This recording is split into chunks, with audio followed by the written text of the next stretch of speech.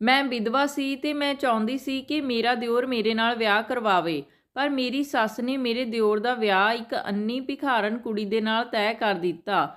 ਮੇਰਾ ਦਿਓਰ ਇੰਗਲੈਂਡ ਤੋਂ ਡਾਕਟਰੀ ਦੀ ਡਿਗਰੀ ਲੈ ਕੇ ਆਇਆ ਸੀ। ਮੈਨੂੰ ਯਕੀਨ ਸੀ ਕਿ ਉਹ ਉਸ ਭਿਖਾਰਨ ਕੁੜੀ ਨੂੰ ਦੇਖ ਕੇ ਵਿਆਹ ਤੋਂ ਇਨਕਾਰ ਕਰ ਦੇਵੇਗਾ, ਪਰ ਉਹ ਆਪਣੀ ਪਤਨੀ ਦਾ ਹੱਥ ਫੜ ਕੇ ਆਪਣੇ ਕਮਰੇ ਵਿੱਚ ਲੈ ਗਿਆ। ਦੁੱਧ ਦੇਣ ਦੇ ਬਹਾਨੇ ਜਦੋਂ ਮੈਂ ਉਸਦੇ ਕਮਰੇ ਵਿੱਚ ਗਈ ਤਾਂ ਆਪਣੇ ਦਿਓਰ ਨੂੰ ਦੇਖ ਕੇ ਮੈਂ ਜ਼ੋਰ ਦੀ ਚਿল্ਲਾਈ, ਕਿਉਂਕਿ ਮੇਰੇ ਵਿਆਹ ਦੇ 8 ਮਹੀਨੇ ਬਾਅਦ ਹੀ ਮੇਰੇ ਪਤੀ ਦੀ ਮੌਤ ਹੋ ਗਈ। ਮੈਂ ਆਪਣੇ ਦੁੱਖ ਦੇ ਇਹ ਮਹੀਨੇ ਆਪਣੇ ਸਸੁਰਾਲ ਵਿੱਚ ਹੀ ਗੁਜ਼ਾਰੇ। ਇਸ ਤੋਂ ਬਾਅਦ ਮੇਰੇ ਮਾਤਾ-ਪਿਤਾ ਮੈਨੂੰ ਲੈਣ ਲਈ ਆ ਗਏ, ਪਰ ਮੈਂ ਉਹਨਾਂ ਨਾਲ ਨਹੀਂ ਗਈ ਕਿਉਂਕਿ ਮੈਂ ਉਹਨਾਂ 'ਤੇ ਬੋਝ ਨਹੀਂ ਬਣਨਾ ਚਾਹੁੰਦੀ ਸੀ। ਮੇਰੇ ਮਾਤਾ-ਪਿਤਾ ਦੀ ਸਥਿਤੀ ਕੁਝ ਖਾਸ ਨਹੀਂ ਸੀ। ਉਹਨਾਂ ਨੇ ਬੜੀ ਮੁਸ਼ਕਲ ਨਾਲ ਮੇਰਾ ਵਿਆਹ ਕੀਤਾ ਸੀ। ਮੇਰੇ ਸੱਸ ਸਹੁਰਾ ਬਹੁਤ ਚੰਗੇ ਸਨ। ਮੇਰੀ ਸੱਸ ਦੇ 2 ਬੇਟੇ ਅਤੇ 1 ਬੇਟੀ ਸੀ। ਮੇਰਾ ਦਿਓਰ ਮੇਰੇ ਪਤੀ ਤੋਂ 2 ਸਾਲ ਛੋਟਾ ਸੀ। ਮੇਰੇ ਪਤੀ ਦੀ ਮੌਤ ਤੋਂ ਬਾਅਦ ਮੈਨੂੰ ਲੱਗਿਆ ਕਿ ਮੇਰੀ ਸੱਸ ਨੂੰ ਮੇਰੇ ਦਿਓਰ ਦਾ ਵਿਆਹ ਮੇਰੇ ਨਾਲ ਕਰਵਾ ਦੇਣਾ ਚਾਹੀਦਾ ਹੈ। ਇਸ ਲਈ ਮੈਂ ਉਹਨਾਂ ਦਾ ਦਿਲ ਜਿੱਤਣ ਦੀ ਪੂਰੀ ਕੋਸ਼ਿਸ਼ ਕਰ ਰਹੀ ਸੀ। ਮੈਂ ਘਰ ਦਾ ਸਾਰਾ ਕੰਮ ਵੀ ਕਰਦੀ ਅਤੇ ਰਾਤ ਨੂੰ ਸੌਣ ਤੋਂ ਪਹਿਲਾਂ ਆਪਣੀ ਸੱਸ ਦੇ ਪੈਰ ਵੀ ਦਬਾਉਂਦੀ ਸੀ। ਮੈਂ ਉਹਨਾਂ ਦੀ ਬਹੁਤ ਸੇਵਾ ਕਰ ਰਹੀ ਸੀ ਕਿਉਂਕਿ ਮੈਂ ਸੋਚਿਆ ਸੀ ਕਿ ਉਹਨਾਂ ਨੂੰ ਇੱਕ ਵਾਰ ਫਿਰ ਮੈਨੂੰ ਹੀ ਆਪਣੀ ਬਹੂ ਬਣਾ ਕੇ ਆਪਣੇ ਘਰ ਵਿੱਚ ਲਿਆਉਣਾ ਚਾਹੀਦਾ ਹੈ। ਮੇਰੀ ਵਿਆਹੀ ਹੋਈ ਨਣਦ ਸਾਡੇ ਘਰ ਬਹੁਤ ਘੱਟ ਆਉਂਦੀ ਸੀ। ਮੇਰੀ ਸੱਸ ਨੇ ਉਸ ਦਾ ਵਿਆਹ ਇੱਕ ਅਮੀਰ ਘਰ ਵਿੱਚ ਕੀਤਾ ਸੀ, ਇਸ ਲਈ ਉਸ ਨੂੰ ਸਾਡੇ ਘਰ ਆਉਣਾ ਜਾਣਾ ਜ਼ਿਆਦਾ ਪਸੰਦ ਨਹੀਂ ਸੀ। ਉਹਨਾਂ ਦੇ ਘਰ ਵਿੱਚ ਕਿਸੇ ਚੀਜ਼ ਦੀ ਕੋਈ ਕਮੀ ਨਹੀਂ ਸੀ, ਹਰ ਸੁੱਖ ਸਹੂਲਤ ਸੀ। ਉਹ ਬਹੁਤ ਖੁਸ਼ ਸੀ, ਪਰ ਜਦ ਵੀ ਸਾਡੇ ਘਰ ਆਉਂਦੀ ਤਾਂ ਮੈਂ ਉਸ ਦਾ ਪੂਰਾ ਮਾਨ ਸਨਮਾਨ ਕਰਦੀ। ਹਰ ਰੋਜ਼ ਉਸ ਦੀ ਪਸੰਦ ਦਾ ਖਾਣਾ ਬਣਾਉਂਦੀ ਤੇ ਉਸ ਦੇ ਬੱਚਿਆਂ ਨੂੰ ਵੀ ਬਹੁਤ ਲਾਡ ਪਿਆਰ ਕਰਦੀ। ਇਸੇ ਕਾਰਨ ਮੇਰੀ ਸੱਸ ਹਮੇਸ਼ਾ ਮੇਰੇ ਤੋਂ ਖੁਸ਼ ਰਹਿੰਦੀ ਸੀ ਤੇ ਬਦਲੇ ਵਿੱਚ ਮੈਨੂੰ ਬਹੁਤ ਸਾਰਾ ਆਸ਼ੀਰਵਾਦ ਦਿੰਦੀ ਸੀ। ਉਹ ਕਹਿੰਦੀ ਸੀ ਕਿ ਮੈਂ ਭਗਵਾਨ ਨੂੰ ਪ੍ਰਾਰਥਨਾ ਕਰਦੀ ਹਾਂ ਕਿ ਮੇਰੀ ਦੂਸਰੀ ਬਹੂ ਵੀ ਤੇਰੇ ਵਰਗੀ ਚੰਗੀ ਹੀ ਆਵੇ। ਤੂੰ ਮੇਰੀ ਧੀ ਦੀ ਤਰ੍ਹਾਂ ਏ। ਕੋਈ ਵੀ ਕੁੜੀ ਮੇਰੀ ਇੰਨੀ ਸੇਵਾ ਨਹੀਂ ਕਰਦੀ ਜਿੰਨੀ ਕਿ ਤੂੰ ਕਰਦੀ ਐਂ।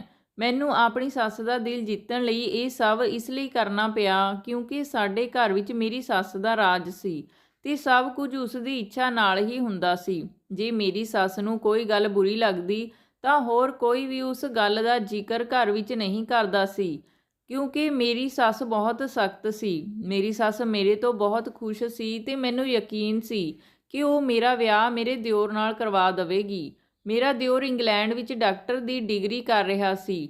ਉਸ ਨੂੰ ਭਾਰਤ ਵਾਪਸ ਆਉਣ ਦੇ ਵਿੱਚ ਕੇਵਲ 2 ਮਹੀਨੇ ਹੀ ਰਹਿ ਗਏ ਸਨ। ਇਸ ਲਈ ਮੈਂ ਮਨ ਹੀ ਮਨ ਬਹੁਤ ਖੁਸ਼ ਸੀ ਕਿਉਂਕਿ ਇਹ ਘਰ ਫਿਰ ਤੋਂ ਮੇਰਾ ਹੋਣ ਵਾਲਾ ਸੀ ਤੇ ਮੈਂ ਇਸ ਘਰ ਦੀ ਮਾਲਕਣ ਬਣਨ ਵਾਲੀ ਸੀ, ਕਿਉਂਕਿ ਮੈਂ ਸਾਰਾ ਜੀਵਨ ਗਰੀਬੀ ਵਿੱਚ ਹੀ ਬਿਤਾਇਆ ਸੀ। ਜਦ ਮੈਂ ਇੱਥੇ ਆਈ ਤਾਂ ਮੈਨੂੰ ਪਤਾ ਚੱਲਿਆ ਕਿ ਆਰਾਮ ਕੀ ਹੁੰਦਾ ਹੈ।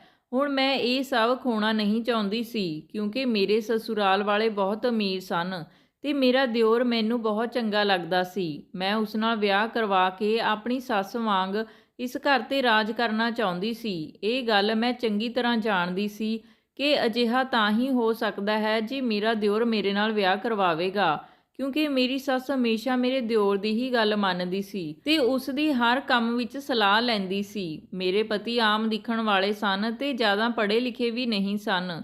ਸਾਰੀ ਰਿਸ਼ਤੇਦਾਰੀ ਵਿੱਚ ਕਿਸੇ ਨੇ ਵੀ ਉਹਨਾਂ ਦਾ ਰਿਸ਼ਤਾ ਨਹੀਂ ਕਰਵਾਇਆ ਕਿਉਂਕਿ ਸਭ ਨੂੰ ਪਤਾ ਸੀ ਕਿ ਉਹਨਾਂ ਨੂੰ ਬਚਪਨ ਤੋਂ ਹੀ ਗੰਭੀਰ ਬਿਮਾਰੀ ਹੈ। ਮੇਰੀ ਸੱਸ ਨੇ ਮੇਰੇ ਮਾਤਾ-ਪਿਤਾ ਤੋਂ ਇਹ ਗੱਲ ਛੁਪਾਈ ਸੀ ਕਿਉਂਕਿ ਉਸ ਨੂੰ ਪਤਾ ਸੀ ਕਿ ਜੇ ਮੇਰੇ ਘਰਦਿਆਂ ਨੂੰ ਉਹਨਾਂ ਦੇ ਬੇਟੇ ਬਾਰੇ ਪਤਾ ਚੱਲ ਜਾਂਦਾ ਤਾਂ ਕਦੇ ਵੀ ਆਪਣੀ ਬੇਟੀ ਦਾ ਹੱਥ ਨਹੀਂ ਦੇਣਗੇ। ਮੇਰੇ ਪਾਪਾ ਨੂੰ ਇਸ ਬਾਰੇ ਕੁਝ ਪਤਾ ਨਹੀਂ ਸੀ, ਇਸ ਲਈ ਜਦੋਂ ਉਹਨਾਂ ਨੇ ਮੇਰੇ ਵਿਆਹ ਦੇ ਲਈ ਮੇਰਾ ਹੱਥ ਮੰਗਿਆ ਤਾਂ ਮੇਰੇ ਪਾਪਾ ਨੇ ਤੁਰੰਤ ਹਾਂ ਕਹਿ ਦਿੱਤਾ ਤੇ ਮੈਂ ਵਿਆਹ ਕਰਾ ਕੇ ਇਸ ਘਰ ਵਿੱਚ ਆ ਗਈ। ਪਰ ਕਿਸਮਤ ਵਿੱਚ ਜੋ ਲਿਖਿਆ ਸੀ ਉਸ ਨੂੰ ਕੋਈ ਨਹੀਂ ਟਾਲ ਸਕਦਾ। ਵਿਆਹ ਦੇ 8 ਮਹੀਨੇ ਬਾਅਦ ਹੀ ਮੇਰੇ ਪਤੀ ਦੀ ਤਬੀਅਤ ਅਚਾਨਕ ਖਰਾਬ ਹੋ ਗਈ। ਮੇਰੀ ਸੱਸ ਨੇ ਮੇਰੇ ਪਤੀ ਦੇ ਇਲਾਜ 'ਤੇ ਬਹੁਤ ਪੈਸਾ ਖਰਚ ਕੀਤਾ, ਪਰ ਉਹ ਮੇਰੇ ਪਤੀ ਨੂੰ ਬਚਾ ਨਾ ਸਕੀ। ਮੇਰੇ ਪਤੀ ਦੀ ਮੌਤ ਤੋਂ ਬਾਅਦ ਮੈਂ 1 ਸਾਲ ਤੱਕ ਆਪਣੇ ਸਸੁਰਾਲ ਵਾਲਿਆਂ ਤੇ ਆਪਣੀ ਨਣਦ ਦੀ ਬਹੁਤ ਸੇਵਾ ਕੀਤੀ ਤੇ ਇਸ ਘਰ ਦੀ ਬਹੁਤ ਚੰਗੀ ਤਰ੍ਹਾਂ ਦੇਖਭਾਲ ਕੀਤੀ। ਪਰ ਉਸ ਦਿਨ ਮੈਨੂੰ ਬਹੁਤ ਦੁੱਖ ਹੋਇਆ ਜਦ ਮੇਰੀ ਸੱਸ ਨੇ ਕਿਹਾ ਕਿ ਆਪਣੇ ਛੋਟੇ ਬੇਟੇ ਦਾ ਵਿਆਹ ਕਰ ਲਵਾਂਗੀ। ਮੈਂ ਮਨ ਹੀ ਮਨ ਸੋਚਿਆ ਕਿ ਮੈਂ ਇੱਕ ਨੌਕਰਾਣੀ ਦੀ ਤਰ੍ਹਾਂ ਦਿਨ ਰਾਤ ਉਹਨਾਂ ਦੀ ਸੇਵਾ ਕਰਦੀ ਰਹਿੰਦੀ ਸੀ, ਪਰ ਹੁਣ ਮੇਰੀ ਸਾਰੀ ਮਿਹਨਤ ਬਰਬਾਦ ਹੋਣ ਵਾਲੀ ਹੈ ਤੇ ਮੈਂ ਅਜਿਹਾ ਬਿਲਕੁਲ ਵੀ ਨਹੀਂ ਹੋਣ ਦੇਣਾ ਚਾਹੁੰਦੀ ਸੀ। ਇੱਕ ਵਾਰ ਮੈਂ ਤੇ ਮੇਰੀ ਸੱਸ ਮੰਦਿਰ ਵਿੱਚ ਦਰਸ਼ਨ ਕਰਨ ਗਏ ਤਾਂ ਉੱਥੇ ਇੱਕ ਜਵਾਨ ਕੁੜੀ ਭੀਖ ਮੰਗ ਰਹੀ ਸੀ। ਉਸ ਨੂੰ ਦੇਖ ਕੇ ਮੇਰੀ ਸੱਸ ਬਹੁਤ ਪਰੇਸ਼ਾਨ ਹੋ ਗਈ ਤੇ ਉਸ ਕੋਲ ਬੈਠ ਗਈ ਤੇ ਉਸ ਨੂੰ ਪੁੱਛਣ ਲੱਗੀ ਕਿ ਤੂੰ ਅੰਨੀ ਕਿਵੇਂ ਹੋ ਗਈ? ਤੂੰ ਇੱਥੇ ਕੀ ਕਰ ਰਹੀ ਆ? ਹੁਣ ਤੂੰ ਕਿੱਥੇ ਰਹਿੰਦੀ ਆ? ਮੇਰੀ ਸੱਸ ਉਸ ਨਾਲ ਇਸ ਤਰ੍ਹਾਂ ਗੱਲਾਂ ਕਰ ਰਹੀ ਸੀ ਜਿਵੇਂ ਉਸ ਨੂੰ ਪਹਿਲਾਂ ਤੋਂ ਹੀ ਜਾਣਦੀ ਹੋਵੇ। ਮੈਂ ਸੋਚ ਰਹੀ ਸੀ ਕਿ ਮੇਰੀ ਸੱਸ ਇੱਕ ਭਿਖਾਰਨ ਦੇ ਕੋਲ ਕਿਵੇਂ ਬੈਠੀ ਹੈ ਤੇ ਉਸ ਨੂੰ ਕਿਵੇਂ ਜਾਣਦੀ ਹੈ। ਉਹ ਉਸ ਤੋਂ ਮਾਫੀ ਮੰਗ ਰਹੀ ਸੀ ਤੇ ਆਪਣੇ ਨਾਲ ਚੱਲਣ ਲਈ ਕਹਿ ਰਹੀ ਸੀ। ਭਿਖਾਰਨ ਮੇਰੀ ਸੱਸ ਨੂੰ ਕਹਿ ਰਹੀ ਸੀ ਕਿ ਮੈਂ ਹੁਣ ਤੁਹਾਡੇ ਨਾਲ ਨਹੀਂ ਆਵਾਂਗੀ। ਮੇਰੇ ਨਾਲ ਜੋ ਕੁਝ ਵੀ ਹੋਇਆ ਹੈ ਤੁਹਾਡੀ ਵਜ੍ਹਾ ਨਾਲ ਹੀ ਹੋਇਆ ਹੈ ਤੇ ਇਸ ਦੇ ਲਈ ਮੈਂ ਤੁਹਾਨੂੰ ਕਦੇ ਮਾਫ ਨਹੀਂ ਕਰਾਂਗੀ। ਮੇਰੀ ਸੱਸ ਉਸ ਤੋਂ ਰੋ ਰੋ ਕੇ ਮਾਫੀ ਮੰਗ ਰਹੀ ਸੀ ਤੇ ਕਹਿ ਰਹੀ ਸੀ ਕਿ ਹੁਣ ਤੂੰ ਜੋ ਕਹੇਂਗੀ ਉਹੀ ਹੋਵੇਗਾ, ਤੇਰੀ ਹਰ ਇੱਛਾ ਪੂਰੀ ਹੋਵੇਗੀ, ਬਸ ਤੂੰ ਮੇਰੇ ਨਾਲ ਘਰ ਚੱਲ। ਫਿਰ ਮੇਰੀ ਸੱਸ ਉਸ ਅੰਨੀ ਭਿਖਾਰਨ ਨੂੰ ਆਪਣੇ ਨਾਲ ਘਰ ਲੈ ਆਈ। ਜਦ ਮੈਂ ਆਪਣੀ ਸੱਸ ਨੂੰ ਪੁੱਛਿਆ ਕਿ ਤੁਸੀਂ ਇਸ ਭਿਖਾਰਨ ਨੂੰ ਘਰ ਕਿਉਂ ਲੈ ਕੇ ਆਏ ਹੋ, ਇਹ ਕੌਣ ਹੈ, ਤਾਂ ਮੇਰੀ ਸੱਸ ਨੇ ਮੈਨੂੰ ਸਿਰਫ ਇੰਨਾ ਦੱਸਿਆ ਕਿ ਉਸ ਦਾ ਵਿਆਹ ਮੈਂ ਆਪਣੇ ਬੇਟੇ ਹਰੀਸ਼ ਨਾਲ ਕਰਵਾਉਣਾ ਚਾਹੁੰਦੀ ਹਾਂ। ਜਦ ਮੇਰੀ ਸੱਸ ਨੇ ਇਹ ਗੱਲ ਕਹੀ ਤਾਂ ਮੇਰੇ ਪੈਰਾਂ ਥੱਲਿਓਂ ਜ਼ਮੀਨ ਨਿਕਲ ਗਈ, ਕਿਉਂਕਿ ਜੋ ਸੁਪਨਾ ਮੈਂ ਦੇਖਿਆ ਸੀ ਉਹ ਸਭ ਬਿਖਰਦਾ ਹੋਇਆ ਨਜ਼ਰ ਆ ਰਿਹਾ ਸੀ। ਇੰਨਾ ਕਹਿ ਕੇ ਉਹਨਾਂ ਨੇ ਮੈਨੂੰ ਕਿਹਾ ਕਿ ਇਸ ਤੋਂ ਬਾਅਦ ਮੇਰੇ ਤੋਂ ਅੱਗੇ ਕੋਈ ਕੁਝ ਨਹੀਂ ਪੁੱਛੇਗਾ। ਮੈਂ ਆਪਣੀ ਸੱਸ ਦੀਆਂ ਗੱਲਾਂ ਤੋਂ ਬਹੁਤ ਹੈਰਾਨ ਸੀ। ਉਹ ਆਪਣੇ ਡਾਕਟਰ ਬੇਟੇ ਦਾ ਵਿਆਹ ਇੱਕ ਅੰਨੀ ਭਿਖਾਰਨ ਕੁੜੀ ਨਾਲ ਕਿਵੇਂ ਕਰ ਸਕਦੀ ਸੀ? ਮੈਂ ਚੰਗੀ ਤਰ੍ਹਾਂ ਜਾਣਦੀ ਸੀ ਕਿ ਮੇਰਾ ਦਿਓਰ ਉਸ ਭਿਖਾਰਨ ਨੂੰ ਦੇਖਦੇ ਹੀ ਵਿਆਹ ਤੋਂ ਇਨਕਾਰ ਕਰ ਦੇਵੇਗਾ, ਕਿਉਂਕਿ ਉਹ ਇੰਗਲੈਂਡ ਦਾ ਪੜ੍ਹਿਆ ਲਿਖਿਆ ਸੀ। ਉਹ ਇੱਕ ਅੰਨੀ ਅਤੇ ਭਿਖਾਰਨ ਕੁੜੀ ਨਾਲ ਵਿਆਹ ਕਿਵੇਂ ਕਰਵਾ ਸਕਦਾ ਹੈ? ਮੈਂ ਆਪਣੀ ਸੱਸ ਦੇ ਇਸ ਵਿਵਹਾਰ ਤੋਂ ਹੈਰਾਨ ਸੀ। ਕੁਝ ਦਿਨਾਂ ਵਿੱਚ ਹੀ ਮੇਰਾ ਦਿਓਰ ਵੀ ਵਾਪਸ ਆ ਗਿਆ ਤੇ ਮੇਰੀ ਸੱਸ ਨੇ ਉਸ ਦੇ ਵਿਆਹ ਦੀਆਂ ਤਿਆਰੀਆਂ ਸ਼ੁਰੂ ਕਰ ਦਿੱਤੀਆਂ। ਮੇਰੀ ਸੱਸ ਨੇ ਮੇਰੇ ਦਿਓਰ ਨੂੰ ਵਿਆਹ ਬਾਰੇ ਦੱਸਿਆ ਸੀ, ਪਰ ਉਸ ਨੂੰ ਇਹ ਨਹੀਂ ਦੱਸਿਆ ਸੀ ਕਿ ਇਸ ਕੁੜੀ ਨੂੰ ਉਸਨੇ ਉਸ ਲਈ ਚੁਣਿਆ ਹੈ। ਮੈਂ ਆਪਣੇ ਦਿਓਰ ਨੂੰ ਇਹ ਦੱਸਣ ਦੀ ਬਹੁਤ ਕੋਸ਼ਿਸ਼ ਕੀਤੀ ਕਿ ਤੇਰੀ ਮਾਂ ਨੇ ਤੇਰੇ ਲਈ ਅੰਨੀ ਅਤੇ ਭਿਖਾਰਨ ਕੁੜੀ ਨੂੰ ਲੱਭਿਆ ਹੈ, ਕਿਉਂਕਿ ਮੇਰੀ ਸੱਸ ਨੇ ਮੈਨੂੰ ਸਖਤੀ ਨਾਲ ਮਨਾ ਕੀਤਾ ਸੀ ਕਿ ਇਹ ਗੱਲ ਹਰੀਸ਼ ਨੂੰ ਪਤਾ ਨਹੀਂ ਚੱਲਣੀ ਚਾਹੀਦੀ ਕਿ ਉਹ ਕਿਸ ਨਾਲ ਵਿਆਹ ਕਰਵਾ ਰਿਹਾ ਹੈ। ਜਦ ਵਿਆਹ ਦਾ ਸਮਾਂ ਹੋਇਆ ਤਾਂ ਮੇਰਾ ਦਿਓਰ ਕੁੜੀ ਨੂੰ ਦੇਖ ਕੇ ਬਹੁਤ ਖੁਸ਼ ਹੋਇਆ। ਮੈਂ ਇਹ ਸਭ ਦੇਖ ਕੇ ਹੈਰਾਨ ਰਹਿ ਗਈ ਕਿ ਇੱਕ ਅੰਨੀ ਕੁੜੀ ਨੂੰ ਦੇਖ ਕੇ ਮੇਰਾ ਦਿਓਰ ਕਿਵੇਂ ਖੁਸ਼ ਹੋ ਸਕਦਾ ਹੈ। ਮੇਰੀ ਚਿੰਤਾ ਵੱਧਦੀ ਜਾ ਰਹੀ ਸੀ। ਮੈਨੂੰ ਕੁਝ ਸਮਝ ਨਹੀਂ ਆ ਰਿਹਾ ਸੀ। ਮੇਰੇ ਦਿਓਰ ਨੇ ਉਸ ਕੁੜੀ ਨਾਲ ਵਿਆਹ ਕਰਵਾ ਲਿਆ ਤੇ ਮੇਰੇ ਸਾਹਮਣੇ ਆਪਣੀ ਪਤਨੀ ਦਾ ਹੱਥ ਫੜ ਕੇ ਆਪਣੇ ਕਮਰੇ ਵਿੱਚ ਲੈ ਗਿਆ। ਮੇਰੇ ਸਾਰੇ ਸੁਪਨੇ ਚਕਨਾਚੂਰ ਹੋ ਗਏ। ਮੇਰੀ ਸੱਸ ਨੇ ਕਿਹਾ ਕਿ ਹੁਣ ਤੈਨੂੰ ਆਪਣੇ ਦਿਓਰ ਅਤੇ ਦਰਾਣੀ ਦੀਆਂ ਸਾਰੀਆਂ ਜ਼ਿੰਮੇਵਾਰੀਆਂ ਨਿਭਾਉਣੀਆਂ ਹੋਣਗੀਆਂ, ਕਿਉਂਕਿ ਉਹ ਅੰਨੀ ਹੈ, ਉਹ ਕੁਝ ਦੇਖ ਨਹੀਂ ਸਕਦੀ। ਇਸ ਲਈ ਉਸ ਦੇ ਖਾਣ ਪੀਣ ਤੋਂ ਲੈ ਕੇ ਹਰ ਚੀਜ਼ ਦੀ ਜ਼ਿੰਮੇਵਾਰੀ ਤੇਰੀ ਹੈ ਤੇ ਮੈਂ ਇਹ ਸਭ ਬਿਲਕੁਲ ਵੀ ਬਰਦਾਸ਼ਤ ਨਹੀਂ ਕਰ ਪਾ ਰਹੀ ਸੀ। ਪਹਿਲਾਂ ਮੈਂ ਇਸ ਘਰ ਵਿੱਚ ਆਪਣੀ ਸੱਸ ਦੀ ਬਹੁਤ ਸੇਵਾ ਕੀਤੀ ਸੀ ਤੇ ਹੁਣ ਛੋਟੀ ਦਰਾਣੀ ਦੀ ਸੇਵਾ ਕਰਨ ਦਾ ਵਕਤ ਆ ਗਿਆ ਸੀ। ਮੈਂ ਹਿੰਮਤ ਕਰਕੇ ਆਪਣੀ ਸੱਸ ਤੋਂ ਇਸ ਬਾਰੇ ਗੱਲ ਕਰਨ ਦਾ ਫੈਸਲਾ ਕੀਤਾ ਤੇ ਉਹਨਾਂ ਦੇ ਕਮਰੇ ਵਿੱਚ ਚਲੇ ਗਈ। ਮੈਂ ਆਪਣੀ ਸੱਸ ਨੂੰ ਕਿਹਾ ਕਿ ਤੁਸੀਂ ਮੇਰੇ ਬਾਰੇ ਕੀ ਸੋਚਿਆ ਹੈ? ਤੁਸੀਂ ਕਦ ਤੱਕ ਮੈਨੂੰ ਨੌਕਰਾਣੀ ਬਣਾ ਕੇ ਰੱਖੋਗੇ? ਪਹਿਲਾਂ ਤਾਂ ਸਿਰਫ ਤੁਸੀਂ ਸੀ ਤੇ ਹੁਣ ਮੇਰੇ ਸਿਰ ਤੇ ਇੱਕ ਅੰਨੀ ਕੁੜੀ ਦੀ ਜ਼ਿੰਮੇਵਾਰੀ ਵੀ ਪਾ ਦਿੱਤੀ ਹੈ। ਤੁਸੀਂ ਮੇਰੇ ਪਤੀ ਦੀ ਮਾਂ ਹੋ, ਇਸ ਲਈ ਮੈਂ ਪੂਰੇ ਮਨ ਨਾਲ ਤੁਹਾਡੀ ਸੇਵਾ ਕੀਤੀ ਸੀ, ਪਰ ਮੈਂ ਉਸ ਅੰਨੀ ਕੁੜੀ ਦੀ ਸੇਵਾ ਨਹੀਂ ਕਰ ਸਕਦੀ। ਮੇਰੀ ਸੱਸ ਨੇ ਕਿਹਾ ਕਿ ਤੂੰ ਮੇਰੇ ਕੋਲ ਆ, ਮੈਂ ਤੈਨੂੰ ਦੱਸਦੀ ਹਾਂ ਕਿ ਉਹ ਅਸਲ ਵਿੱਚ ਕੌਣ ਹੈ। ਮੈਨੂੰ ਆਪਣੀ ਸੱਸ ਦੇ ਨਾਲ ਚੰਗਾ ਨਹੀਂ ਲੱਗ ਰਿਹਾ ਸੀ। ਮੇਰਾ ਦਿਲ ਉਹਨਾਂ ਕੋਲ ਬੈਠਣ ਲਈ ਤਿਆਰ ਨਹੀਂ ਸੀ। ਮੈਂ ਇਸ ਘਰ ਨੂੰ ਛੱਡ ਕੇ ਚਲੇ ਜਾਣਾ ਚਾਹੁੰਦੀ ਸੀ। ਮੈਂ ਆਪਣੀ ਸੱਸ ਤੋਂ ਕੁਝ ਵੀ ਸੁਣਨਾ ਨਹੀਂ ਚਾਹੁੰਦੀ ਸੀ, ਪਰ ਮੈਂ ਅਜਿਹਾ ਨਹੀਂ ਕਰ ਸਕਦੀ ਸੀ। ਮੈਨੂੰ ਨਾ ਚਾਹੁੰਦੇ ਹੋਏ ਵੀ ਆਪਣੀ ਸੱਸ ਕੋਲ ਬੈਠਣਾ ਪਿਆ। ਮੇਰੀ ਸੱਸ ਦੱਸਣ ਲੱਗੀ ਕਿ ਇਹ ਉਸ ਸਮੇਂ ਦੀ ਗੱਲ ਹੈ ਜਦ ਹਰੀਸ਼ ਇੰਗਲੈਂਡ ਨਹੀਂ ਗਿਆ ਸੀ। ਉਸ ਨੇ ਮੈਨੂੰ ਦੱਸਿਆ ਸੀ ਕਿ ਉਹ ਸਾਡੀ ਗਲੀ ਵਿੱਚ ਰਹਿਣ ਵਾਲੀ ਕੁੜੀ ਨੇਹਾ ਨਾਲ ਪਿਆਰ ਕਰਦਾ ਸੀ। ਉਹ ਦੋਨੋਂ ਇੱਕ ਦੂਜੇ ਨੂੰ ਬਹੁਤ ਪਿਆਰ ਕਰਦੇ ਸਨ। ਹਰੀਸ਼ ਮੈਨੂੰ ਹਮੇਸ਼ਾ ਕਹਿੰਦਾ ਸੀ ਕਿ ਤੁਹਾਨੂੰ ਉਸ ਕੁੜੀ ਦੇ ਘਰ ਜਾ ਕੇ ਵਿਆਹ ਲਈ ਉਸ ਦਾ ਹੱਥ ਮੰਗਣਾ ਚਾਹੀਦਾ ਹੈ, ਪਰ ਮੈਨੂੰ ਹਰੀਸ਼ ਦੀ ਗੱਲ ਬਿਲਕੁਲ ਪਸੰਦ ਨਹੀਂ ਆਈ, ਕਿਉਂਕਿ ਉਹ ਲੋਕ ਬਹੁਤ ਗਰੀਬ ਸਨ ਤੇ ਮੈਂ ਚਾਹੁੰਦੀ ਸੀ ਕਿ ਹਰੀਸ਼ ਦਾ ਵਿਆਹ ਕਿਸੇ ਅਮੀਰ ਘਰ ਵਿੱਚ ਹੋਵੇ। ਹਰੀਸ਼ ਨੇ ਮੈਨੂੰ ਬਹੁਤ ਸਮਝਾਇਆ ਕਿ ਪੈਸਿਆਂ ਦਾ ਇਨਸਾਨ ਦੀ ਖੁਸ਼ੀ ਦੇ ਨਾਲ ਕੋਈ ਲੈਣਾ ਦੇਣਾ ਨਹੀਂ ਹੈ। ਪਰ ਮੈਨੂੰ ਇਹ ਗੱਲ ਸਮਝ ਨਹੀਂ ਆਈ। ਮੈਂ ਉਸ ਕੁੜੀ ਦੇ ਮਾਤਾ ਪਿਤਾ ਦੇ ਘਰ ਗਈ ਤੇ ਉਹਨਾਂ ਨੂੰ ਕਿਹਾ ਕਿ ਤੁਸੀਂ ਆਪਣੀ ਬੇਟੀ ਨੂੰ ਸਮਝਾਓ ਕਿ ਉਹ ਮੇਰੇ ਬੇਟੇ ਤੋਂ ਦੂਰ ਰਹੇ। ਜੇ ਉਹ ਮੇਰੇ ਬੇਟੇ ਤੋਂ ਦੂਰ ਨਾ ਹੋਈ ਤਾਂ ਤੁਹਾਡੇ ਲਈ ਚੰਗਾ ਨਹੀਂ ਹੋਵੇਗਾ। ਮੈਂ ਤੁਹਾਡੇ ਵਰਗੇ ਲੋਕਾਂ ਨੂੰ ਚੰਗੀ ਤਰ੍ਹਾਂ ਜਾਣਦੀ ਹਾਂ। ਤੁਹਾਡੀ ਬੇਟੀ ਦੀ ਨਜ਼ਰ ਮੇਰੇ ਬੇਟੇ ਦੇ ਪੈਸਿਆਂ 'ਤੇ ਹੈ। ਇਸੇ ਲਈ ਤੁਹਾਡੀ ਬੇਟੀ ਨੇ ਮੇਰੇ ਬੇਟੇ ਨੂੰ ਆਪਣੇ ਪਿਆਰ ਦੇ ਜਾਲ ਵਿੱਚ ਫਸਾਇਆ ਹੈ। ਤੁਸੀਂ ਜਿਵੇਂ ਸੋਚ ਰਹੇ ਹੋ ਮੈਂ ਅਜਿਹਾ ਕੁਝ ਨਹੀਂ ਹੋਣ ਦੇਵਾਂਗੀ। ਉਸ ਕੁੜੀ ਦੀ ਮਾਂ ਰੋਂਦੇ ਹੋਏ ਮੈਨੂੰ ਕਹਿਣ ਲੱਗੀ, ਅਸੀਂ ਆਪਣੀ ਕੁੜੀ ਨੂੰ ਅਜਿਹਾ ਕੁਝ ਵੀ ਕਰਨ ਲਈ ਨਹੀਂ ਕਿਹਾ ਹੈ। ਅਸੀਂ ਗਰੀਬ ਲੋਕ ਹਾਂ ਪਰ ਇੱਜ਼ਤਦਾਰ ਹਾਂ। ਜੇ ਤੁਸੀਂ ਇਸ ਤਰ੍ਹਾਂ ਆ ਕੇ ਸਾਡੇ ਘਰ ਬੋਲੋਗੇ ਤਾਂ ਸਮਾਜ ਵਿੱਚ ਸਾਡਾ ਨਾਮ ਖਰਾਬ ਹੋਵੇਗਾ। ਅੱਜ ਤੁਸੀਂ ਇੱਥੋਂ ਚਲੇ ਜਾਓ। ਅੱਜ ਤੋਂ ਬਾਅਦ ਮੈਂ ਆਪਣੀ ਬੇਟੀ ਨੂੰ ਤੁਹਾਡੇ ਬੇਟੇ ਨਾਲ ਕਦੇ ਨਹੀਂ ਮਿਲਣ ਦੇਵਾਂਗੀ। ਜਦ ਮੈਂ ਉਹਨਾਂ ਦੇ ਘਰ ਤਮਾਸ਼ਾ ਕਰਕੇ ਵਾਪਸ ਆਉਣ ਲੱਗੀ ਤਾਂ ਦੇਖਿਆ ਉਹਨਾਂ ਦੇ ਦਰਵਾਜ਼ੇ 'ਤੇ ਕਾਫੀ ਲੋਕ ਜਮ੍ਹਾਂ ਹੋ ਗਏ ਸਨ। ਸਭ ਨੂੰ ਇਸ ਬਾਰੇ ਪਤਾ ਚੱਲ ਗਿਆ ਸੀ। ਨੇਹਾ ਦੀ ਮਾਂ ਸ਼ਰਮ ਦੇ ਮਾਰੇ ਗਰਦਨ ਨੀਚੇ ਕਰਕੇ ਰੋ ਰਹੀ ਸੀ। ਜਦ ਮੈਂ ਘਰ ਆਈ ਤਾਂ ਮੈਂ ਹਰੀਸ਼ ਨਾਲ ਬਿਲਕੁਲ ਵੀ ਗੱਲ ਨਹੀਂ ਕੀਤੀ। ਮੈਂ ਉਸ ਨੂੰ ਡਿਨਰ ਲਈ ਬੁਲਾਇਆ ਤਾਂ ਉਸਨੇ ਉਸ ਲਈ ਵੀ ਮਨਾ ਕਰ ਦਿੱਤਾ। ਉਹ ਨੇਹਾ ਦਾ ਕੀਤਾ ਅਪਮਾਨ ਬਿਲਕੁਲ ਵੀ ਬਰਦਾਸ਼ਤ ਨਹੀਂ ਕਰ ਸਕਿਆ। ਉਸਨੇ ਮੇਰੇ ਨਾਲ ਗੱਲ ਵੀ ਨਹੀਂ ਕੀਤੀ, ਨਹੀਂ ਤਾਂ ਉਹ ਮੇਰੀ ਇੱਕ ਹਾਕ 'ਤੇ ਭੱਜਿਆ ਆਉਂਦਾ ਸੀ। ਤੇ ਇਹ ਸਭ ਇਸ ਲਈ ਹੋਇਆ ਕਿਉਂਕਿ ਨੇਹਾ ਨੇ ਫੋਨ ਕਰਕੇ ਹਰੀਸ਼ ਨੂੰ ਸਾਰੀ ਸੱਚਾਈ ਦੱਸ ਦਿੱਤੀ ਸੀ। ਅਗਲੀ ਸਵੇਰ ਜਦ ਹਰੀਸ਼ ਘਰ ਤੋਂ ਬਾਹਰ ਜਾ ਰਿਹਾ ਸੀ ਤਾਂ ਮੈਂ ਉਸ ਨੂੰ ਪੁੱਛਿਆ ਕਿ ਕਿੱਥੇ ਜਾ ਰਿਹਾ ਏਂ, ਤਾਂ ਉਸਨੇ ਕਿਹਾ ਕਿ ਨੇਹਾ ਨੂੰ ਮਿਲਣ। ਮੈਂ ਉਸ ਨੂੰ ਰੋਕਣ ਦੀ ਕੋਸ਼ਿਸ਼ ਕੀਤੀ ਤੇ ਕਿਹਾ ਕਿ ਨੇਹਾ ਨੂੰ ਸਿਰਫ ਤੇਰੇ ਪੈਸਿਆਂ ਦੀ ਪਰਵਾਹ ਹੈ। ਮੈਂ ਤੁਹਾਡਾ ਦੋਨਾਂ ਦਾ ਵਿਆਹ ਕਦੇ ਨਹੀਂ ਕਰਾਂਗੀ। ਹਰੀਸ਼ ਨੇ ਮੇਰੀ ਇੱਕ ਗੱਲ ਨਹੀਂ ਸੁਣੀ ਤੇ ਉਹ ਘਰ ਤੋਂ ਨਿਕਲ ਗਿਆ। ਥੋੜੀ ਦੇਰ ਬਾਅਦ ਜਦ ਉਹ ਘਰ ਵਾਪਸ ਆਇਆ ਤਾਂ ਉਹ ਬਹੁਤ ਉੱਚੀ ਉੱਚੀ ਰੋ ਰਿਹਾ ਸੀ। ਮੈਂ ਉਸਦੇ ਕਮਰੇ ਦਾ ਦਰਵਾਜ਼ਾ ਕਈ ਵਾਰ ਖੜਕਾਇਆ ਪਰ ਉਸਨੇ ਕੋਈ ਜਵਾਬ ਨਹੀਂ ਦਿੱਤਾ। ਉਸਨੇ ਆਪਣੇ ਆਪ ਨੂੰ ਕਮਰੇ ਵਿੱਚ ਬੰਦ ਕਰ ਲਿਆ।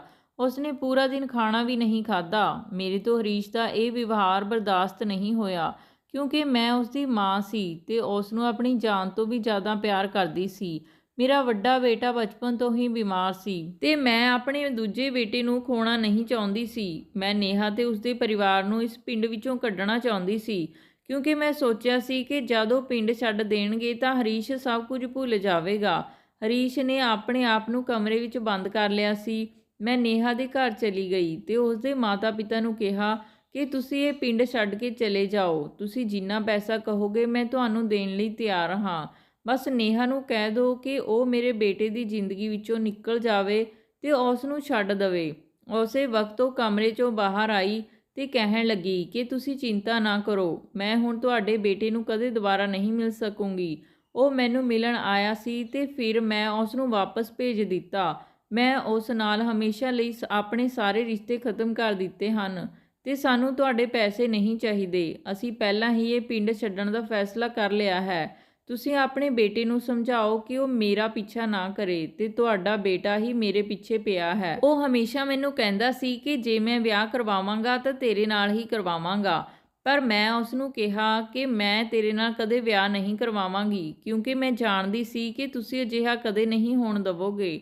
ਤੁਹਾਨੂੰ ਆਪਣੇ ਬੱਚੇ ਦੀ ਖੁਸ਼ੀ ਨਾਲੋਂ ਜ਼ਿਆਦਾ ਆਪਣਾ ਪੈਸਾ ਪਿਆਰਾ ਹੈ। ਤੁਹਾਨੂੰ ਆਪਣੀ ਬੇਟੀ ਦੀ ਖੁਸ਼ੀ ਦੀ ਪਰਵਾਹ ਨਹੀਂ ਹੈ। ਪਰ ਤੁਹਾਡਾ ਬੇਟਾ ਮੈਨੂੰ ਹਮੇਸ਼ਾ ਕਹਿੰਦਾ ਸੀ ਕਿ ਮੈਂ ਆਪਣੀ ਮਾਂ ਨੂੰ ਸਮਝਾਉਣਾ ਮੇਰੀ ਜ਼ਿੰਮੇਵਾਰੀ ਹੈ। ਤੂੰ ਉਸ ਦੀ ਚਿੰਤਾ ਨਾ ਕਰ, ਉਹ ਮੇਰੀ ਮਾਂ ਹੈ। ਨੇਹਾ ਨੇ ਕਿਹਾ, ਮੈਨੂੰ ਲੱਗਦਾ ਹੈ ਕਿ ਇਹ ਸਭ ਹਰੀਸ਼ ਦੀ ਗਲਤਫਹਿਮੀ ਸੀ। ਉਸ ਦੀ ਮਾਂ ਨੂੰ ਸਿਰਫ ਆਪਣੇ ਬੇਟੇ ਦੀ ਖੁਸ਼ੀ ਪਸੰਦ ਨਹੀਂ ਹੈ। ਉਸ ਵਕਤ ਮੈਂ ਨੇਹਾ ਨੂੰ ਕਿਹਾ ਕਿ ਤੈਨੂੰ ਮੈਨੂੰ ਸਮਝਾਉਣ ਦੀ ਕੋਈ ਜ਼ਰੂਰਤ ਨਹੀਂ ਹੈ। ਜਿੰਨੀ ਛੇਤੀ ਹੋ ਸਕੇ ਪਿੰਡ ਛੱਡ ਦਿਓ। ਜਦ ਮੈਂ ਵਾਪਸ ਘਰ ਆਈ ਤਾਂ ਹਰੀਸ਼ ਦੀ ਤਬੀਅਤ ਬਹੁਤ ਖਰਾਬ ਸੀ। ਉਹ ਬਹੁਤ ਜ਼ਿਆਦਾ ਰੋ ਰਿਹਾ ਸੀ। ਮੈਂ ਸੋਚਿਆ ਕਿ ਕੁਝ ਦਿਨ ਤੱਕ ਇਹ ਸਭ ਚੱਲਦਾ ਰਹੇਗਾ ਤੇ ਫਿਰ ਉਹ ਨੇਹਾ ਦੇ ਬਾਰੇ ਭੁੱਲ ਜਾਵੇਗਾ, ਪਰ ਅਜਿਹਾ ਕੁਝ ਨਹੀਂ ਹੋਇਆ। ਉਸ ਦੀ ਤਬੀਅਤ ਦਿਨ ਪਰ ਦਿਨ ਵਿਗੜਦੀ ਜਾ ਰਹੀ ਸੀ। ਉਸਨੇ ਖਾਣਾ ਪੀਣਾ ਸਭ ਛੱਡ ਦਿੱਤਾ ਤੇ ਇੱਕ ਦਿਨ ਉਹ ਬੇਹੋਸ਼ ਹੋ ਕੇ ਡਿੱਗ ਪਿਆ।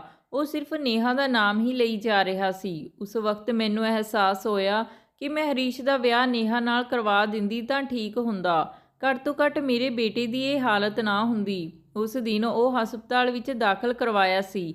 ਜਦ ਉਸ ਨੂੰ ਹੋਸ਼ ਆਇਆ ਤਾਂ ਉਹ ਰੋਂਦੇ ਹੋਏ ਕਹਿ ਰਿਹਾ ਸੀ ਕਿ ਮਾਂ, ਮੈਂ ਨੇਹਾ ਨੂੰ ਮਿਲਣਾ ਚਾਹੁੰਦਾ ਹਾਂ। ਕੁਝ ਵੀ ਕਰੋ ਪਰ ਮੈਨੂੰ ਇੱਕ ਵਾਰ ਨੇਹਾ ਨੂੰ ਮਿਲਵਾ ਦਿਓ। ਉਹ ਮੈਨੂੰ ਮਿਲਣਾ ਨਹੀਂ ਚਾਹੁੰਦੀ। ਮੈਂ ਇੱਕ ਵਾਰ ਉਸ ਨੂੰ ਮਿਲਣ ਵੀ ਗਿਆ ਸੀ, ਪਰ ਉਸ ਨੇ ਮੇਰੇ ਨਾਲ ਸਾਰੇ ਰਿਸ਼ਤੇ ਤੋੜ ਲਏ। ਉਹ ਮੈਨੂੰ ਮਿਲਣ ਤੋਂ ਇਨਕਾਰ ਕਰ ਰਹੀ ਹੈ। ਹਰੀਸ਼ ਇਹ ਨਹੀਂ ਜਾਣਦਾ ਸੀ ਕਿ ਮੈਂ ਉਸ ਨੂੰ ਪਿੰਡ ਵਿੱਚੋਂ ਕੱਢ ਦਿੱਤਾ ਹੈ। ਹਰੀਸ਼ ਉਸ ਦਿਨ ਦੀ ਗੱਲ ਕਰ ਰਿਹਾ ਸੀ ਜਿਸ ਦਿਨ ਉਹ ਉਸ ਨੂੰ ਮਿਲਣ ਗਿਆ ਸੀ ਤੇ ਉਸੇ ਰਾਤ ਨੇਹਾ ਨੇ ਆਪਣਾ ਘਰ ਛੱਡ ਦਿੱਤਾ ਸੀ। ਮੈਂ ਹਰੀਸ਼ ਨੂੰ ਸਮਝਾਇਆ ਕਿ ਪਹਿਲਾਂ ਤੂੰ ਠੀਕ ਹੋ ਜਾ। ਤੇਰੇ ਠੀਕ ਹੋਣ ਤੋਂ ਬਾਅਦ ਮੈਂ ਤੁਰੰਤ ਹੀ ਨੇਹਾ ਦੇ ਘਰ ਜਾ ਕੇ ਤੇਰੇ ਵਿਆਹ ਲਈ ਉਸ ਦਾ ਹੱਥ ਮੰਗ ਲਵਾਂਗੀ। ਮੈਂ ਤੇਰੇ ਨਾਲ ਵਾਅਦਾ ਕਰਦੀ ਹਾਂ ਕਿ ਮੈਂ ਤੇਰਾ ਵਿਆਹ ਨੇਹਾ ਦੇ ਨਾਲ ਕਰਵਾ ਦੇਵਾਂਗੀ। ਹਰੀਸ਼ ਮੇਰੀ ਗੱਲ ਸੁਣ ਕੇ ਖੁਸ਼ ਹੋ ਗਿਆ ਤੇ ਕੁਝ ਹੀ ਦਿਨਾਂ ਵਿੱਚ ਉਹ ਬਿਲਕੁਲ ਠੀਕ ਹੋ ਗਿਆ। ਜਦ ਅਸੀਂ ਹਸਪਤਾਲ ਵਿੱਚੋਂ ਘਰ ਆਏ ਤਾਂ ਹਰੀਸ਼ ਨੇਹਾ ਨੂੰ ਮਿਲਣ ਉਸ ਦੇ ਘਰ ਗਿਆ, ਪਰ ਜਦ ਉਹ ਘਰ ਵਾਪਸ ਆਇਆ ਤਾਂ ਉਹ ਬਹੁਤ ਪਰੇਸ਼ਾਨ ਸੀ। ਹਰੀਸ਼ ਮੈਨੂੰ ਕਹਿਣ ਲੱਗਿਆ ਕਿ ਮਾਂ, ਹੁਣ ਤੁਸੀਂ ਮੇਰਾ ਤੇ ਨੇਹਾ ਦਾ ਵਿਆਹ ਕਰਾਉਣ ਲਈ ਤਿਆਰ ਹੋਏ ਹੋ ਤੇ ਹੁਣ ਨੇਹਾ ਤੇ ਉਸ ਦਾ ਪਰਿਵਾਰ ਪਤਾ ਨਹੀਂ ਇਹ ਪਿੰਡ ਛੱਡ ਕੇ ਕਿੱਥੇ ਚਲੇ ਗਏ ਹਨ। ਉਸ ਦਾ ਨੰਬਰ ਵੀ ਬੰਦ ਆ ਰਿਹਾ ਹੈ। ਹੁਣ ਮੈਂ ਉਸ ਨੂੰ ਕਿੱਥੇ ਲੱਭਾਂ? ਮੁਹੱਲੇ ਦੇ ਸਾਰੇ ਲੋਕਾਂ ਨੂੰ ਵੀ ਪੁੱਛ ਲਿਆ ਹੈ, ਪਰ ਕਿਸੇ ਨੂੰ ਕੁਝ ਵੀ ਨਹੀਂ ਪਤਾ ਕਿ ਉਹ ਕਿੱਥੇ ਗਏ ਹਨ।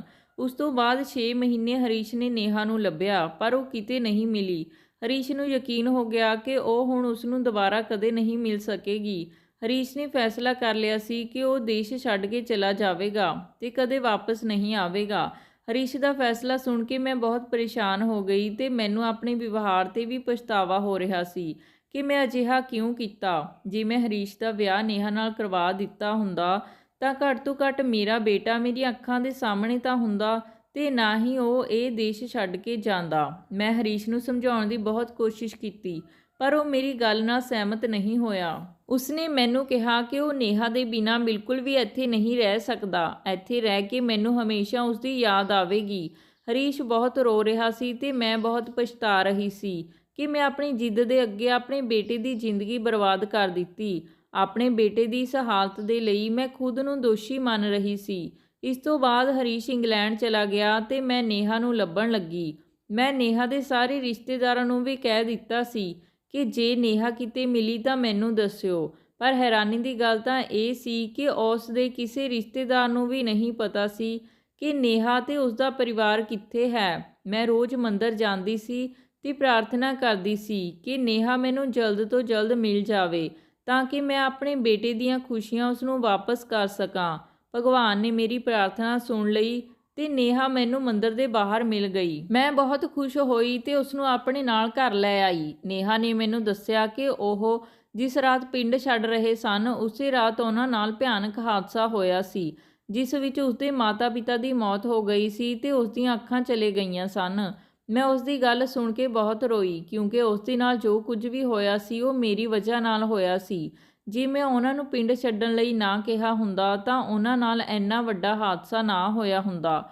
ਇਸ ਲਈ ਮੈਂ ਫੈਸਲਾ ਕੀਤਾ ਕਿ ਮੈਂ ਹਰੀਸ਼ ਦਾ ਵਿਆਹ ਨੇਹਾ ਨਾਲ ਕਰਵਾਵਾਂਗੀ ਅਤੇ ਜਦੋਂ ਹਰੀਸ਼ ਇੰਗਲੈਂਡ ਤੋਂ ਵਾਪਸ ਆਇਆ ਤਾਂ ਉਹ ਨੇਹਾ ਨੂੰ ਦੇਖ ਕੇ ਬਹੁਤ ਖੁਸ਼ ਹੋਇਆ। ਹਰੀਸ਼ ਨੂੰ ਖੁਸ਼ ਦੇਖ ਕੇ ਮੇਰੀ ਚਿੰਤਾ ਵੀ ਦੂਰ ਹੋ ਗਈ। ਮੇਰੇ ਲਈ ਮੇਰੇ ਬੱਚੇ ਦੀ ਖੁਸ਼ੀ ਤੋਂ ਜ਼ਿਆਦਾ ਹੋਰ ਕੁਝ ਮਹੱਤਵਪੂਰਨ ਨਹੀਂ ਹੈ। ਇਹ ਸਭ ਕਹਿੰਦੇ ਹੋਏ ਮੇਰੀ ਸੱਸ ਦੀਆਂ ਅੱਖਾਂ ਵਿੱਚ ਹੰਝੂ ਵਹਿ ਰਹੇ ਸਨ। ਉਸਨੇ ਮੈਨੂੰ ਕਿਹਾ ਕਿ ਬਹੂ, ਮੈਨੂੰ ਪਤਾ ਹੈ ਕਿ ਤੇਰੇ ਮਨ ਵਿੱਚ ਕੀ ਹੈ। ਮੈਂ ਕਦੇ ਉਹ ਨਹੀਂ ਕਰ ਸਕੀ ਜੋ ਤੂੰ ਚਾਹੁੰਦੀ ਹੈ। ਮੈਂ ਮਜਬੂਰ ਸੀ। ਤੂੰ ਮੇਰੀ ਧੀ ਹੈ। ਤੂੰ ਮੇਰੀ ਜਿਹੜੀ ਸੇਵਾ ਕੀਤੀ ਹੈ ਪ੍ਰਮਾਤਮਾ ਤੈਨੂੰ ਉਸ ਦਾ ਫਲ ਜ਼ਰੂਰ ਦੇਵੇਗਾ। ਜੇ ਤੂੰ ਚਾਹਵੇਂ ਤਾਂ ਮੈਂ ਤੇਰੇ ਲਈ ਇੱਕ ਚੰਗਾ ਮੁੰਡਾ ਲੱਭ ਸਕਦੀ ਹਾਂ ਤੇ ਤੇਰਾ ਵਿਆਹ ਇੱਕ ਅਮੀਰ ਘਰ ਵਿੱਚ ਕਰਵਾ ਸਕਦੀ ਹਾਂ। ਪਰ ਹਰੀਸ਼ ਦੀ ਖੁਸ਼ੀ ਕੇਵਲ ਨੇਹਾ ਵਿੱਚ ਸੀ। ਉਹ ਤੇਰੇ ਨਾਲ ਕਦੇ ਵੀ ਖੁਸ਼ ਨਹੀਂ ਰਹਿ ਸਕਦਾ ਸੀ। ਮੈਂ ਸੰਪਤੀ ਨੂੰ 2 ਹਿੱਸਿਆਂ ਵਿੱਚ ਵੰਡ ਦੇਵਾਂਗੀ। ਇੱਕ ਹਿੱਸਾ ਤੇਰਾ ਹੋਵੇਗਾ ਤੇ ਦੂਜਾ ਹਰੀਸ਼ ਦਾ। ਤੇ ਫਿਰ ਤੂੰ ਆਪਣੇ ਜੀਵਨ ਦੇ ਬਾਰੇ ਜੋ ਵੀ ਫੈਸਲਾ ਲੈਣਾ ਹੋਵੇਗਾ ਮੈਂ ਤੇਰੇ ਨਾਲ ਹੋਵਾਂਗੀ। ਮੈਨੂੰ ਆਪਣੀ ਸੱਸ ਨੂੰ ਇਹ ਕਹਿੰਦੇ ਹੋਏ ਸੁਣ ਕੇ ਬਹੁਤ ਦੁੱਖ ਹੋ ਰਿਹਾ ਸੀ ਕਿ ਮੈਂ ਜੋ ਸੋਚ ਰਹੀ ਸੀ ਮੈਂ ਬਿਲਕੁਲ ਗਲਤ ਸੀ। ਮੇਰੇ ਮਨ ਵਿੱਚ ਪੈਸਿਆਂ ਦਾ ਲਾਲਚ ਇੰਨਾ ਵੱਧ ਗਿਆ ਸੀ ਕਿ ਮੈਂ ਪੈਸਿਆਂ ਦੇ ਅੱਗੇ ਪਰਿਵਾਰ ਦਾ ਪਿਆਰ ਵੀ ਨਾ ਸਮਝ ਸਕੀ।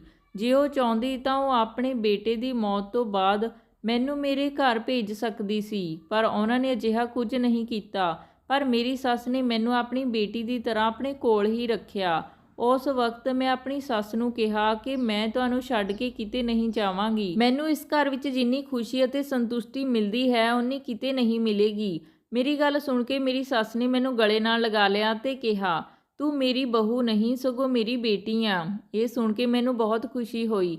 ਮੈਂ ਆਪਣੀ ਸੱਸ ਨੂੰ ਕਿਹਾ ਕਿ ਮੈਂ ਹਰੀਸ਼ ਤੇ ਨੇਹਾ ਦੇ ਕਮਰੇ ਵਿੱਚ ਜਾ ਕੇ ਉਹਨਾਂ ਨੂੰ ਖਾਣਾ ਦੇ ਆਵਾਂਗੀ। ਤੁਸੀਂ ਉਹਨਾਂ ਦੀ ਚਿੰਤਾ ਨਾ ਕਰੋ, ਮੈਂ ਨੇਹਾ ਦਾ ਵੀ ਖਿਆਲ ਰੱਖਾਂਗੀ। ਉਹ ਮੇਰੀ ਭੈਣ ਵਰਗੀ ਹੈ, ਮੈਂ ਉਸ ਨੂੰ ਇਹ ਕਦੇ ਅਹਿਸਾਸ ਨਹੀਂ ਹੋਣ ਦੇਵਾਂਗੀ ਕਿ ਉਹ ਦੇਖ ਨਹੀਂ ਸਕਦੀ।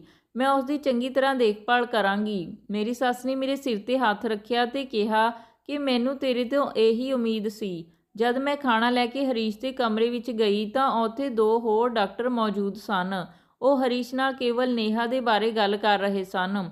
ਹਰੀਸ਼ ਡਾਕਟਰ ਨੂੰ ਕਹਿ ਰਿਹਾ ਸੀ ਕਿ ਇਹ ਨੇਹਾ ਹੈ ਜਿਸ ਦੇ ਬਾਰੇ ਮੈਂ ਤੁਹਾਡੇ ਨਾਲ ਹਮੇਸ਼ਾ ਗੱਲ ਕਰਦਾ ਸੀ ਤੇ ਮੈਂ ਇਸ ਨੂੰ ਬਹੁਤ ਪਿਆਰ ਕਰਦਾ ਹਾਂ। ਮੈਂ ਭਗਵਾਨ ਦਾ ਸ਼ੁਕਰੀਆ ਅਦਾ ਕਰਦਾ ਹਾਂ ਕਿ ਮੈਨੂੰ ਮੇਰਾ ਪਿਆਰ ਦੁਬਾਰਾ ਮਿਲ ਗਿਆ। ਹਰੀਸ਼ ਦੇ ਦੋਸਤ ਨੇਹਾ ਦੀ ਤਾਰੀਫ ਕਰ ਰਹੇ ਸਨ ਤੇ ਉਹ ਸੱਚਮੁੱਚ ਹੀ ਇਸ ਦੀ ਹੱਕਦਾਰ ਸੀ ਕਿਉਂਕਿ ਉਹ ਬਹੁਤ ਜ਼ਿਆਦਾ ਖੂਬਸੂਰਤ ਸੀ। ਹਰੀਸ਼ ਦੇ ਦੋਸਤ ਨੇ ਕਿਹਾ ਕਿ ਨੇਹਾ ਨੂੰ ਇੰਗਲੈਂਡ ਲਿਜਾ ਕੇ ਉੱਥੇ ਇਸ ਦਾ ਆਪਰੇਸ਼ਨ ਕਰਵਾਵਾਂਗੇ ਤੇ ਜਲਦ ਹੀ ਇਸ ਦੀ ਅੱਖਾਂ ਦੀ ਰੌਸ਼ਨੀ ਵਾਪਸ ਆ ਜਾਵੇਗੀ। ਮੈਨੂੰ ਇਹ ਸੁਣ ਕੇ ਬਹੁਤ ਖੁਸ਼ੀ ਹੋਈ। ਮੈਂ ਸੋਚ ਰਹੀ ਸੀ ਕਿ ਨੇਹਾ ਦੀ ਅੱਖਾਂ ਦੀ ਰੌਸ਼ਨੀ ਇੱਕ ਵਾਰ ਵਾਪਸ ਆ ਜਾਵੇ ਤਾਂ ਅਸੀਂ ਦੋਨੋਂ ਭੈਣਾਂ ਦੀ ਤਰ੍ਹਾਂ ਮਿਲ ਕੇ ਰਹਾਂਗੀਆਂ, ਕਿਉਂਕਿ ਮੈਂ ਵੀ ਹੁਣ ਦੂਜਾ ਵਿਆਹ ਨਾ ਕਰਵਾਉਣ ਦਾ ਫੈਸਲਾ ਕਰ ਲਿਆ ਸੀ। ਮੈਂ ਆਪਣੀ ਸੱਸ ਨੂੰ ਆਪਣੀ ਮਾਂ ਮੰਨਦੀ ਸੀ ਤੇ ਉਸ ਦੀ ਸੇਵਾ ਕਰਨਾ ਹੁਣ ਮੈਨੂੰ ਬਹੁਤ ਚੰਗਾ ਲੱਗਦਾ ਸੀ। ਦੋਸਤੋ, ਤੁਹਾਡੇ ਇਸ ਕਹਾਣੀ ਬਾਰੇ ਕੀ ਵਿਚਾਰ ਹਨ? ਕਮੈਂਟ ਕਰਕੇ ਜ਼ਰੂਰ ਦੱਸਿਓ ਤੇ ਚੈਨਲ ਨੂੰ ਸਬਸਕ੍ਰਾਈਬ ਕਰਨਾ ਨਾ ਭੁੱਲਿਓ। ਧੰਨਵਾਦ ਜੀ।